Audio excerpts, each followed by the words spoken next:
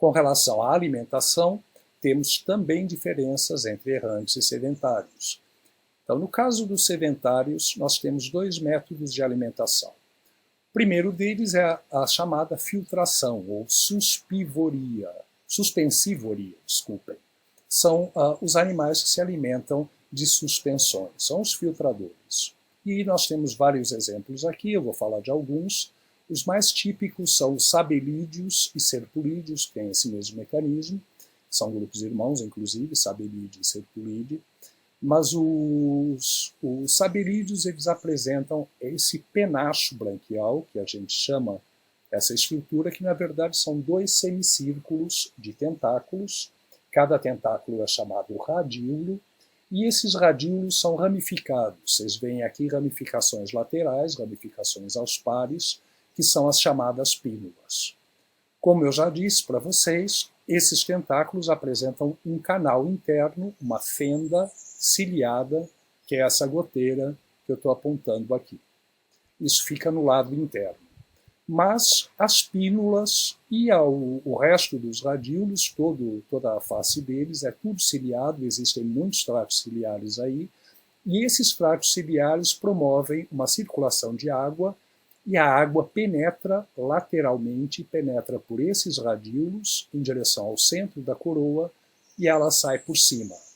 Ao penetrar entre as pínulas, essa água vai ser filtrada, as partículas vão ser retidas e elas vão ser conduzidas para esse canal longitudinal, esse sulco que vai até a boca. Reparem, esse sulco ele não é uniforme, ele é em calha, então ela é uma estrutura que é mais fina embaixo e mais larga em cima. E isso vai ser utilizado para a seleção das partículas, então o que vai servir de alimento e o que não vai ser. Então, uma partícula é retida pelas pínulas, pela ciliação das pínulas, e ela é encaminhada para dentro desse canal, dessa goteira. Se a partícula for muito grande, ou seja, se a partícula ficar em cima nessa goteira, se ela não aprofundar muito, os cílios imediatamente revertem o batimento, jogam essa partícula fora e ela está rejeitada. Se a partícula for menor, ou seja, se ela ficar na metade, vamos dizer, do canal, então ela é menor, mas não o suficiente ainda para ficar lá no fundo. Essa partícula ela vai ser conduzida em direção à boca, a boca estaria aqui no centro da coroa, na base. Então essa partícula vai ser conduzida em direção à boca, só que ela não vai ser usada para alimentação. Ela vai ficar presa, ou vai ficar armazenada em um par de bolsas que tem aqui, que são chamados sacos ventrais, que aqui até dá para ver a pontinha deles, aqui onde eu estou mostrando, com o cursor. E esses sacos ventrais vão ser o local onde é armazenado o muco que é utilizado para a construção do tubo. Os sabelídeos, eles têm esse tubo, aqui eu estou mostrando um animal dentro do tubo ainda. Nesses outros o tubo foi removido para eu expor o animal, mas eles têm esse tubo mucoso e esse tubo vai ser formado então por muco produzido e armazenado nesses sacos ventrais. Esses animais eles têm na base da coroa, então bem aqui embaixo, estruturas que são como se fossem colarinho de camisa. O nome é exatamente esse, colar ou colarinho. Essa estrutura ela serve para o animal, então, se apoiar em cima do tubo. Então tem o tubo aqui e ele apoia esse colarinho como se fosse realmente uma dobra de camisa. Então ele poria, o tubo estaria em volta e ele põe essas abas para fora. Então ele fica apoiado ali em cima da abertura. E ele fica girando o tempo inteiro. Ao girar, são liberados cordões de muco que saem desse par de sacos ventrais, e esse muco é incorporado ao tubo, então ele serve para o tubo crescer. E quando libera o tubo, ele vai liberar junto aquelas partículas de tamanho mediano que eu falei que ficaram na metade desse sulco, que não foram até o fundo, e elas vão ser incorporadas no tubo. Então vocês veem aqui uma série de grãos de sedimento, grãos de areia e de outras partículas que estão incorporadas nesse tubo. Então essas são as partículas de tamanho mediano que foram retidas por filtração através dos radíolos e das pílulas. E as partículas pequenas? As partículas pequenas elas vão até o fundo, elas ficam lá embaixo, aqui nesse sulco, são transportadas por cílios até a boca e elas são simplesmente ingeridas. Então esses animais só ingerem as partículas menores. Vendo outros exemplos de filtradores, de suspensívoros, nós temos então os serpulídeos, que são grupo irmão de sabelídeo. Vejam, a coroa de radíolos é exatamente do mesmo jeito, só que no caso desse daqui, esse é o chamado Christmas Tree Worm, é um animal perfurador de coral. Então aqui é um coral e ele está lá dentro. Então esse simplesmente, ao invés de ter dois semicírculos, ele tem uma espiral e forma esses dois pinheirinhos aí, como a gente poderia chamar. Isso é um animal só, vejam, são os dois lados da coroa dele. E eles são perfuradores de coral, é uma espécie só, teoricamente, ela é cosmopolita, tem muitas dúvidas com relação a isso, mas é considerada uma espécie só, que é Spirobrancus giganteus. E em países de recifes de coral, é muito comum você ver, na época do Natal, cartões de Natal, que são exatamente esses animais, fotografias como essa, aí eles vão no Photoshop, penduram bolas, põem fios aqui, uma série de coisas, fingem que são árvores de Natal e usam esse cartão de Natal. Bem, os serpulídeos, eles são, então, grupo irmão de sabelídeos, são muito parecidos, o penacho é do mesmo jeito, ramificado, com pínulas, em dois semicírculos ou espiral, como nesse caso, só que as diferenças deles são que eles apresentam um radíolo modificado, formando essa estrutura que é um opérculo. Então, aqui seria o opérculo. Esse opérculo ele vai ser usado para fechar a abertura do tubo quando o animal se recolhe. Outra diferença que eles têm em relação a sabelídeos é que eles têm um tubo calcáreo. Vejam, tubo aqui ainda eu deixei parte do tubo, eu removi o resto, aqui esses dois está removido, nesse outro tubo está para dentro do coral, que ele é perfurador de coral, como eu disse, mas aqui esses animais foram removidos do tubo, mas aqui ainda tem uma parte dele, só para ilustrar, é um tubo calcáreo branco.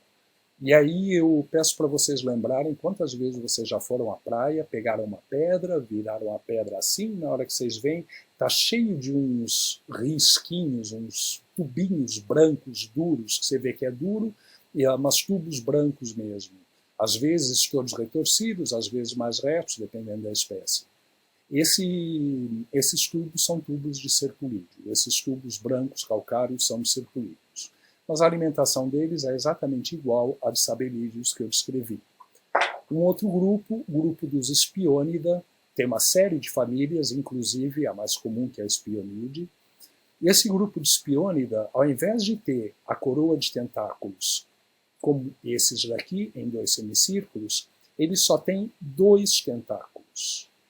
Dois apenas. E eles ficam balançando esses tentáculos para fora do tubo o tempo inteiro para filtrar as partículas de alimento. Quando a coluna d'água estiver muito pobre em alimento, tiver poucos nutrientes, eles são capazes de usar esses tentáculos, ao invés de virados para cima, eles viram para baixo, os tentáculos, só os tentáculos, o tubo permanece exatamente igual, óbvio, mas ele move os tentáculos para baixo, com isso ele balança, raspando o substrato e levanta as partículas que estavam depositadas. E aí depois vão lá os dois tentáculos de novo e filtram o alimento. Outro exemplo seria um animal que vocês iam ver na aula prática, iam ver vivos, que são os sabelarídeos. E esses sabelarídeos têm tubos formados de um cimento com grãos de areia agregados, são tubos muito duros, e esses animais formam agregados com, às vezes, centenas de milhares de indivíduos. Então, eles formam esses agregados de tubos duros, com aspecto de areia, que quando você vê parece quase que uma colmeia. O aspecto é bastante semelhante a uma colmeia. E vocês veem isso muito em São Paulo, por exemplo, o litoral de São Paulo é muito comum. Na zona entre marés de praias, você tem praias aí, em Ubatuba, São Sebastião, várias delas, que têm agregados muito grandes de sabelarídeos. Esses tubos, então, esses agregados, eles são bastante duros, e são duros a ponto que, se houver tamanho suficiente, se for largo, você pode subir em cima daquilo, andar, pular em cima, que aquilo não vai quebrar. Eles são tubos realmente bem duros. Bem, os sabelarídeos, esses animais, eles também têm um opérculo para fechar a abertura do tubo quando o animal se recolhe, só que esse opérculo são cerdas modificadas, diferente do de serpulídeos, em que é um radíolo, um tentáculo, que está modificado para formar essa estrutura. Aqui são cerdas modificadas. E eles apresentam esses tentáculos, esse chumaço de tentáculos na região anterior, que também tem o canal interno e também vai ser utilizado para a filtração de partículas. Outro exemplo, e aí é o exemplo mais extremo que a gente tem da heteronomia, é essa família Chaetopteridae. Esses animais eles são muito comuns na Praia do Araçá, eu costumo pegar esses animais para mostrar para os alunos nas excursões, mas eles apresentam esses tubos em forma de U, com duas aberturas, as duas ficam para fora da areia, e as duas aberturas são muito mais finas, vocês podem ver, do que o resto do calibre do tubo e do que o próprio animal. Então o animal não consegue sair de dentro do tubo nunca, esses. Outros, só abrindo parênteses, esses com tubo de calcário e serpulídeos também não conseguem nunca sair de dentro do tubo. Se a gente desalojar, eles morrem, eles não têm condição de formar outro. Já sabelídeos, em condições extremas, isso dependendo da espécie, se o ambiente estiver ruim, eles são capazes de sair do tubo, vão para outro lugar, e aí constroem um novo tubo e e mudam, portanto, de lugar. Mas os Chaetopteridae não saem nunca do tubo. Eles têm esse tubo com duas aberturas, uma por onde entra a água e outra por onde ela sai.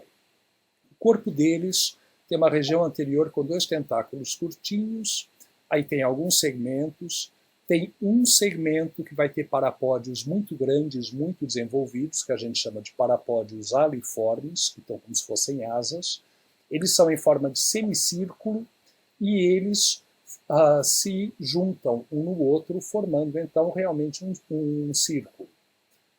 Aí depois é uma região mais deprimida, com o epitélio ciliado aqui. Aí vai haver um pequeno pedúnculo, um pequeno cálicezinho aqui, um toquinho. Depois tem três parapódios muito diferenciados, então três segmentos com parapódios muito diferenciados, muito largos em forma de leque, e aí uma região posterior uniforme. Como é que esse animal se alimenta? Bem, ele tem esses parapódios dessa região anterior, esses parapódios aliformes, formando essa estrutura, então, em círculo, e ele mantém as pontas dos parapódios unidas, isso é um segmento só, né? Então mantém as pontas desses parapódios unidas, formando um círculo. E ele secreta uma lâmina de muco que fica aqui, fechando esse círculo. Então tudo isso daqui é uma lâmina de muco. Aí ele vai ter essa região daqui com os três parapódios em forma de leque. Esses três parapódios batem o tempo inteiro, então eles ficam pulsando, batendo. Ao bater, eles geram um fluxo de água que entra pela abertura do tubo, passa pelo tubo inteiro e sai pela região posterior. Então saem pela outra abertura. Isso é um fluxo unidirecional. A água não pode reverter o sentido. Ela sempre entra por aqui, passa ao longo de todo o tubo e sai pela extremidade posterior. Então, essa água, quando ela passa nessa região daqui, desses parapódios aliformes, desses parapódios que formam um círculo, a água não consegue passar entre a parede do tubo e o parapódio, porque o parapódio está encostado, ele está colado ali. Então a água é forçada a passar nesse meio. Mas nesse meio eu disse para vocês que tem uma lâmina de muco. Então esse princípio é a mesma coisa daquelas bolhas de sabão que você vê fazendo. Quando a água está passando ali dentro desse círculo, ela vai empurrando para trás essa lâmina, então vai esticando essa lâmina de muco, até que a lâmina de muco se apoia em cima desse cálicezinho. Bem, esse muco ele é permeável à água, mas ele não é permeável a praticamente nenhum tipo de partícula, então nada consegue passar exceto a água. Então a água vai passando, sai pela extremidade posterior, mas as partículas de alimento vão ficando todas retidas aqui dentro dessa cesta de muco. E o animal, periodicamente, ele destaca isso, então ele corta essa bolsa de muco, o epitélio ciliado que está aqui enrola isso, formando uma bola de muco, e depois os cílios levam isso até a boca e esse animal consome o próprio muco, então ele recupera essa matéria que ele investiu para formar a cesta, Só que, além disso, ele tem uma série de partículas de material orgânico que foram filtradas, que estão aderidas a esse muco, e esse vai ser o alimento dele. Além dos suspensívoros, nós temos os detritívoros, ou chamados comedores de depósitos, sendo que aqui eles são seletivos, ou seja, eles selecionam as partículas, então eles não comem todo o sedimento, eles selecionam aquilo que eles vão ingerir. E exemplos disso nós temos os mais típicos, que são os chamados terebeliformes, dos quais Terebelide é uma das famílias. Esses animais eles têm um tufo de tentáculos também na extremidade anterior. Esses tentáculos têm aquele canal, têm aquele sulco que vai selecionar as partículas, e eles espalham esses tentáculos em cima do substrato e os cílios então vão selecionar as partículas de alimento e levar até a boca, sendo que a boca fica aqui na base desses tentáculos, fica bem no centro aqui, bem no início. Normalmente esses animais vivem em tubos, mas algumas formas não são tubícolas, algumas formas podem ficar livres no substrato só com os tentáculos espalhados. Outro exemplo é a chamada família Cirratulidae, e nessa família Cirratulidae também há um chumaço de tentáculos, também há um tufo de tentáculos, só que vejam, aqui esses tentáculos eles não estão na extremidade anterior, como eles estavam nos Terebeliformia. Aqui esses tentáculos eles estão um pouco afastados da região anterior, então aqui seria a extremidade anterior, os tentáculos estão aqui. Nesse outro, aqui seria a extremidade anterior, os tentáculos estariam aqui. Eles espalham esses tentáculos também pelo sedimento. Esses animais eles não chegam a formar tubo, eles têm uns agregados bem densos de muco que ficam colados no corpo, mas é quase como se fosse uma lama, não formam um tubo bem diferenciado.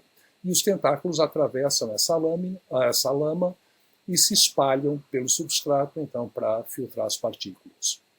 Nessa família pode haver outros tentáculos ao longo do corpo, como vocês estão vendo aqui, mas isso são brânquias, eles não têm função de captura de alimento, é só para as trocas gasosas. Também atravessam o muco e ficam expostos na água para fazer trocas gasosas.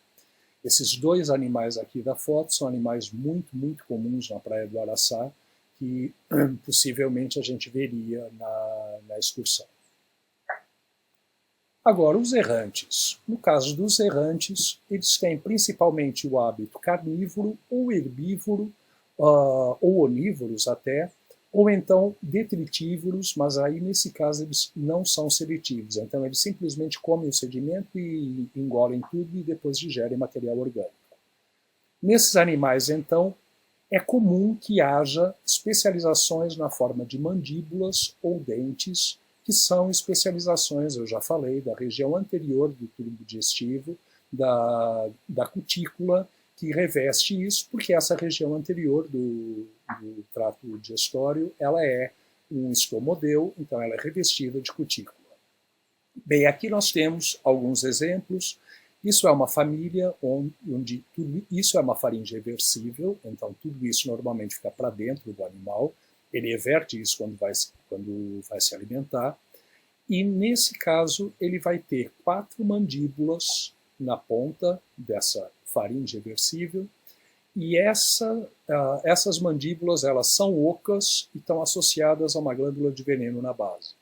Então esse animal ele fica muitas vezes com essa probóscide, entre aspas, ou faringe reversível, para fora, apoiado no substrato, e aí algum peixe, alguma coisa que assenta no fundo, ele vai lá e espeta com as mandíbulas, injeta veneno e usa isso para alimentação.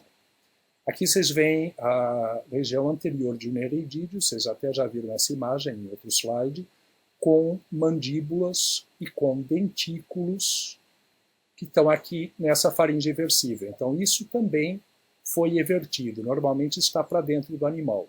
Só que isso foi realmente evertido, ela vira do avesso quando sai. Então as 2 mandíbulas da ponta agarram a presa, e quando agarram a presa, isso tudo vira para dentro. Ao virar para dentro, esses dentículos, que aparentemente são externos, quando isso vira para dentro, quando isso inverte, esses dentículos vão estar diretamente em contato com a presa, E aí a musculatura da parede do corpo vai, musculatura circular, longitudinal, vai dando todo aquele aperto e isso vai triturando o alimento. Aqui, esse outro exemplo, isso é uma família de poliquetas, uma família bastante pequena, que vai ter umas mandíbulas também, que são essa estrutura, aqui está invertido, mas eles revertem isso. Só que esses animais são chamados vermes Charles Chaplin, ou vermes Carlitos. Por quê? Porque eles têm esses dois pezinhos aqui, que são 10 para as 2 ainda por cima, então eles são nesse sentido. Esse animal não rasteja, ele fica de pé, ele anda de pé em cima desses pezinhos, e ele é 10 para as 2, então ele vai andando sempre assim, nesse sentido. Daí serem chamados de vermes Charles Chaplin. Tem um gênero de água doce e outro gênero de água salgada, o gênero marinho, mas esses animais eles são ou comensais ou parasitas, e ainda não se sabe bem a biologia deles, de crustáceos. Eles vivem só dentro da câmara branquial de alguns crustáceos, se beneficiando ou da água ou do alimento que vem na água, que passa pelas brânquias, então nesse caso eles tiram o alimento, seriam apenas comensais, mas por vezes eles podem comer os próprios pedacinhos das brânquias, então aí eles são parasitas. Outro exemplo seria esse daqui, tem um par de mandíbulas muito pequenas, ele espeta com essas mandíbulas as escamas de enguias, ele é um parasita, ectoparasita, associado a enguias, então uma associação bem específica. Quando ele espeta as escamas das enguias, ele promove um sangramento e aí ele se alimenta desse sangue. Aqui esse outro é uma outra família, família Cilidae, que são animais bastante comuns. Eles têm também uma faringe eversível, e essa faringe eversível pode apresentar um dente central, como é o caso desse aqui que eu estou mostrando, ou então uma coroa de dentes tudo em volta. Esse, no caso, só tem o dente central, aqui em volta são papilas moles. Mas outras espécies têm uma coroa de dentes, então, tudo em volta daqui.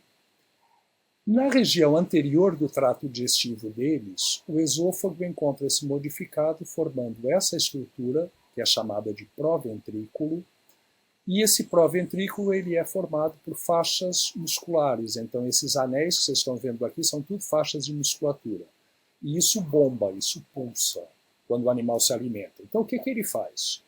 Ele vai se alimentar de hidrozoários, briozoários ou outros invertebrados que têm um corpo principalmente líquido, né, que tem bastante fluido interno, como é o caso de hidrozoa, que vocês já estudaram. Briozoa ainda não estudaram, mas vão ver isso daqui a 2 aulas, inclusive. Bem, mas quando então eles detectam alimento, eles vão até esse alimento, evertem essa faringe, com esse dente ou com a coroa de dente, se for o caso, eles furam esse animal, furam o alimento, e aí essa estrutura em forma de bomba fica pulsando para chupar então os fluidos internos desse animal. Se eles matarem o animal, como ocorre na maioria das vezes, eles são chamados de predadores, mas se o animal ficar vivo, então eles são chamados simplesmente de ectoparasitas ou de parasitas. São muito comuns associados a hidrozoários, a gorgônias, que são octocorais, né, que são cnidários octocorais, e a outros tipos de invertebrados. Eles são realmente muito comuns, é uma família muito abundante de poliquetas. Esse outro é o famoso Bobbitt worm, e eu aconselho vocês a procurarem na internet vídeos sobre o Bobbitt worm, porque esse animal realmente é bem legal. Eu vou colocar um link para um vídeo no grupo do Facebook, mas vale a pena vocês procurarem, porque tem muitos aí na internet. Bem, esses animais são grandes, e quando eu falo grandes, eu falo muito grandes. Essa espécie, que é o Bobbitt worm, ela pode chegar a cerca de 3,5 metros de comprimento. Então, é Eunice afroditois, é uma espécie do Oceano Pacífico, não tem no Atlântico, mas a gente tem equivalentes aqui. A gente tem uma Eunice que é endêmica de São Sebastião, chamada Eunice sebastiani, que pode chegar a esse mesmo tamanho, mais de 3 metros de comprimento. Bem, esse animal ele fica intocado, então ele fica, ele é um errante, mas ele constrói tubo e ele fica intocado dentro desse tubo, e fica só com essas mandíbulas para fora. Então a pose é bem essa. O tubo estaria aqui, aqui seria a areia, o sedimento. Ele fica só com essa região para fora, às vezes é menos ainda, às vezes ele deixa só essas maxilas para pegar o alimento. E aí, quando algum peixe ou outro, pode ser um invertebrado também, quando ele assenta no fundo, em cima das mandíbulas, ele vai dar o bote. Então, tem uns vídeos bem legais sobre isso que vocês podem ver. Outros exemplos de animais errantes, então vocês têm aqui chamados vermes de escamas, eu já falei deles, e eles alternam então os cirros dorsais modificados, formando uma escama e alternando com um em forma de tentáculo. Próximo em forma de escama, próximo em forma de tentáculo. E aí vai indo, e ele vai alternando isso ao longo do corpo. Essa é outra família de vermes de escamas, só que nessa outra família, as notocerdas, ou seja, as cerdas do lado dorsal, elas formam um feltro que recobre tudo, recobre inclusive as escamas. Então essa é a Afrodita, o nome desse gênero é Afrodita. Também outro exemplo de animais errantes, os chamados vermes de fogo, animais bastante vistosos, que vão ter essas cerdas calcárias brancas. Essas cerdas são extremamente quebradiças e no interior tem uma toxina. Então, quando alguém pega esse verme, quando um predador toca, ou mesmo a gente, se ocorrer um acidente, quando a gente pega uma pedra sem olhar, vai levantar e tem um desses embaixo, essas cerdas quebram e liberam essa toxina na pele. A sensação realmente é de agulhas penetrando. Pode dar uma dor bem forte. Não mata nem nada, mas pode dar uma irritação bem forte.